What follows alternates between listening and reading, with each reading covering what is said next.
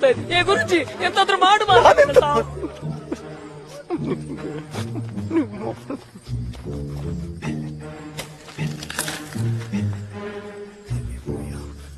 ಎಂತ ಹೋಗುಳಿ ಹೋಗು ಹೊಡಿಬೇಡಿ ಹೋಗು ಹೊಡಿಬೇಡಿ ಗುರುಜಿ, ನೋವಾಗ್ತಾ ಉಂಟು ಗುರುಜಿ. ಒಳಗು ಹೊಡಿಬೇಡಿ ಗುರುಜಿ, ಹೊಡಿಬೇಡಿ ಗುರುಜಿ.